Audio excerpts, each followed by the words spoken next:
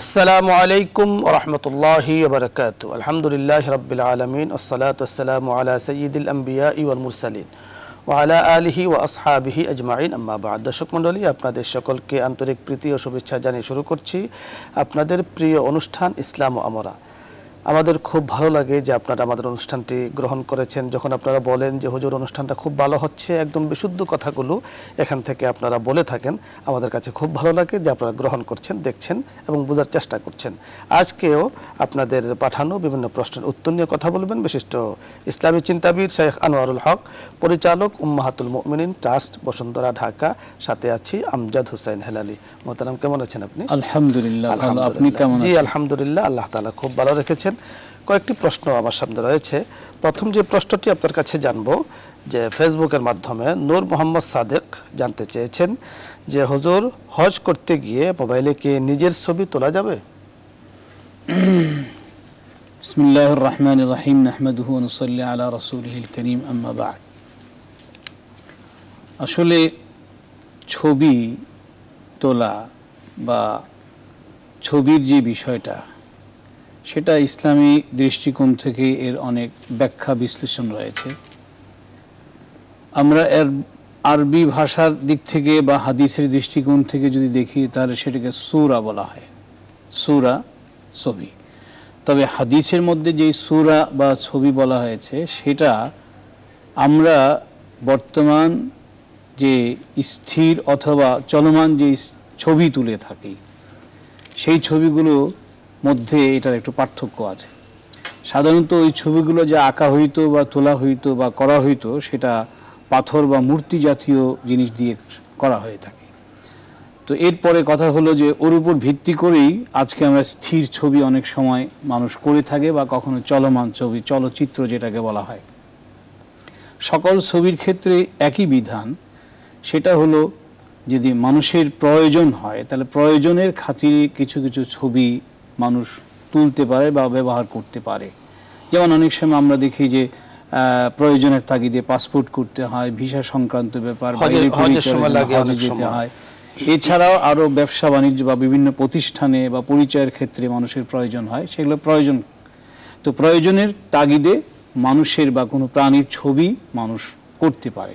তবে ছবি অঙ্কন করা, যেটাকে নকশা করা বা ছবি অঙ্কন করা, যেগুলো প্রয়োজন নেই, সেগুলো কখনো এটি করা জায়েজ নেই। এবং সেখানে হাদিসের মধ্যে কঠোর ধমকিও আছে। যে সমস্ত ছবি মানুষের অপ্রয়োজনীয় বা সাধারণভাবে যেটা মানুষ সম্মান করে করে থাকে, ওর ব্যাপারে তো কঠোর কথা আছে। লা তাদখুলুল মালাইকাতু ফি বাইতিন ফি সূরাতিন আও কালবিন, হাদিসের মধ্যে কঠোর ধমক রয়েছে।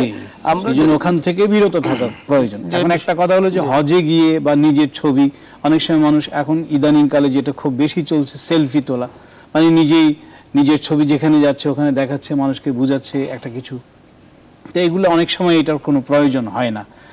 নিষ্প্রয়োজনীয় এই কাজগুলো করা, একটা যেমন সময়ের অপচয় হচ্ছে, দ্বিতীয় হলো তার অর্থের অপচয় হচ্ছে, তৃতীয়ত হলো যে এই কাজগুলো করার মাধ্যমে একটা নিষিদ্ধ কাজের দিকে যাওয়া হচ্ছে। তাহলে এগুলো করার প্রয়োজন কি? অতএব সেই সমস্ত কাজ থেকে আমাদের সবাইকে বিরত থাকা উচিত। এবং এর দ্বারা আমি হজে গিয়েছি, আল্লাহ পাকের একটা বিধান আমি পালন করেছি, জাস্ট এতটুকুই। তো এখানে হজ করতে হবে, হজ করতে গিয়ে যে মন মানসিকতার দরকার, যে একাগ্রচিত্ত আল্লাহকে স্মরণ করা, তওবা ইস্তিগফার করা, সেখানে আমরা নিজেও দেখেছি যে অনেক সময় মানুষ কাবার সামনে গিয়ে বাবু মুলতাজিম ধরে নিজেকে একারে দেখাচ্ছে যে আমি এরকম সেলফি তোলে, আবার অনেক সময় নিজে দাঁড়ায় থেকে আরেকজনকে দিয়ে বলে যে ভাই একটু ছবি তুলে দেন। তো এগুলো তো কোনো প্রয়োজন নেই। খুব সুন্দর বলছেন।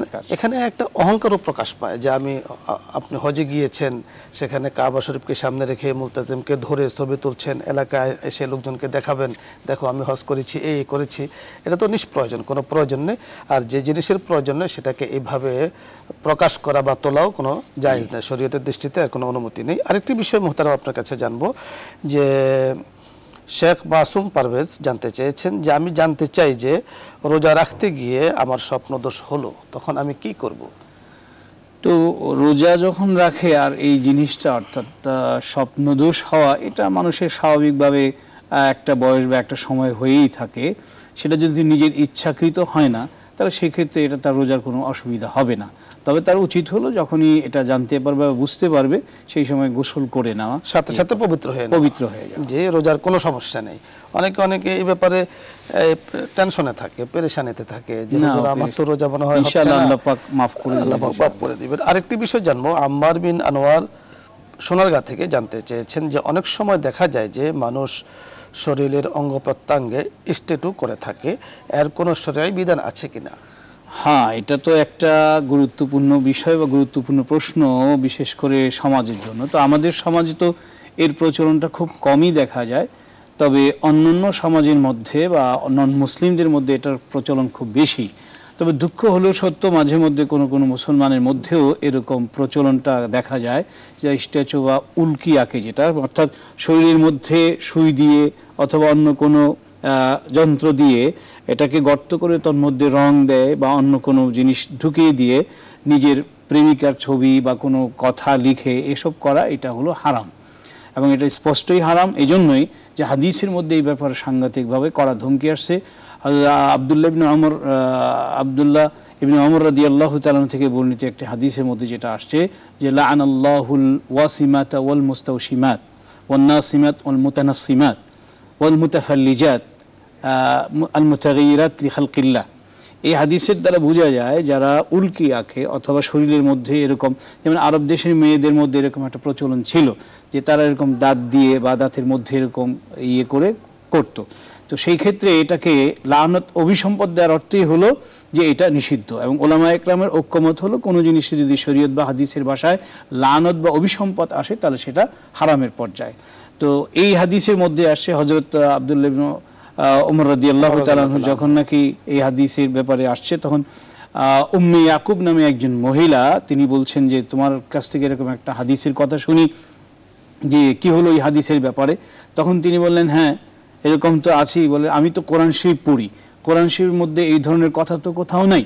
তখন বলে তুমি সত্যি কোরআন শরীফ পড়ো? কোরআন শরীফ পড়লে তো পাবাই এর মধ্যে।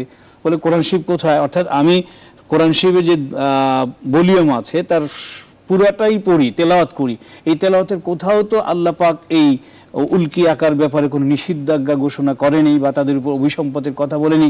তুমি কোত্থেকে পেয়েছো? কারণ আমি কেন লানত বা অভিসম্পদ দিব না?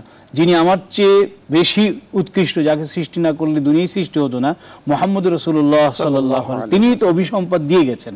কোথায়? তাহলে আমি কোত্থেকে কোরআন শরীফ তো পাচ্ছি না। তুমি আসলে কোরআন শরীফ পড়ো না, পড়লে তো পাই না। কোথায়? মা আতাকুমুর রাসূল ফাখুযু ওয়া মা নাহাকুম আনহু ফান্তাহু। এই আয়াত কি তুমি পড়ো না? রাসূল যা দিয়েছেন তা তুমি শক্ত আঁকড়ে ধরো, আর রাসূল যা নিষেধ করেছেন তা থেকে তুমি বিরত থাকো।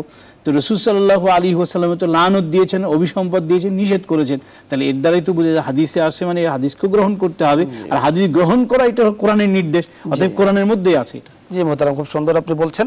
আমরা যেটা বুঝতে পেরেছি যে এই ধরনের কিছু করা, খোদাই করার কোনো বিধান শরীয়তে নেই, এবং এটা নিষেধ এবং তার মধ্যে অভিসম্পদ লানত আছে। যে আরেকটি বিষয় খুব ছোট্ট করে জানবো, যে মুআজ বিন জাবাল নারায়ণগঞ্জ থেকে জানতে চেয়েছেন যে আমরা বিভিন্ন জায়গা হতে পবিত্র কাবা শরীফ দেখে থাকি,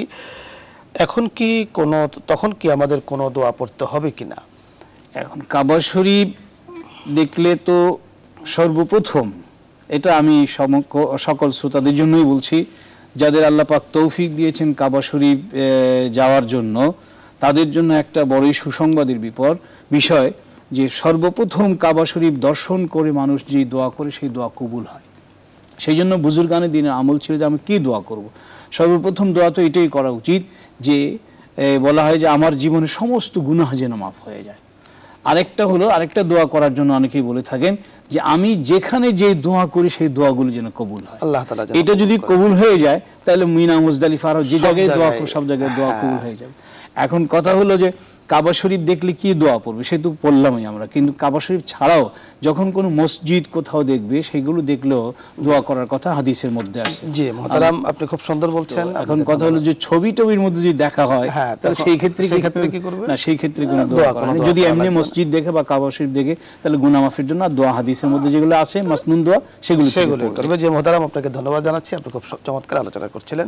দর্শক মণ্ডলী, আমাদের মুহতারাম শায়েখ আজকে যে আলোচনাগুলো করেছেন, আল্লাহর কাছে দোয়া করি আল্লাহ পাক যেন আমাদেরকে এই মাসআলাগুলোর উপরে আমল করার তৌফিক দান করেন এবং আল্লাহ তাআলা যেন আমাদেরকে সঠিক দ্বীনের সঠিক সমঝ বুঝ দান করেন।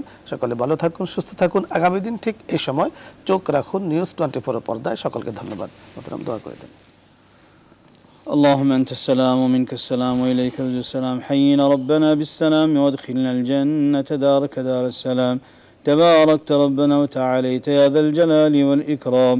آمين. اللهم لا تدع لنا ذنبا إلا غفرته ولا هما إلا فرجته ولا دينا إلا قضيته ولا مريضا إلا شفيته ولا حاجة من حوائج الدنيا والآخرة هي لك رضا إلا قضيتها يا أرحم الراحمين. آمين. يا الله رب العالمين দয়া করে আমাদের সকলের গুনাহ খাতাগুলোকে maaf করে দিন। آمين. ইয়া আল্লাহ যে আমল করলে আপনি রাজি খুশি হয়ে যান সেই আমলগুলো করার তৌফিক দিন। ইয়া আল্লাহ মেহেরবানি করে আমাদের সবাইকে আপনি কবুল মঞ্জুর করে নিন। ওয়া সাল্লাল্লাহু তাআলা আলা খাইরি খালকি মুহাম্মদ ওয়া আলা আলিহি ওয়া সাহবিহি আজমাইন। সুবহান রাব্বিকা রাব্বিল ইজ্জাতি আম্মা ইয়াসিফুন ওয়া সালামুন আলাল মুরসালিন। আলহামদুলিল্লাহি রাব্বিল আলামিন।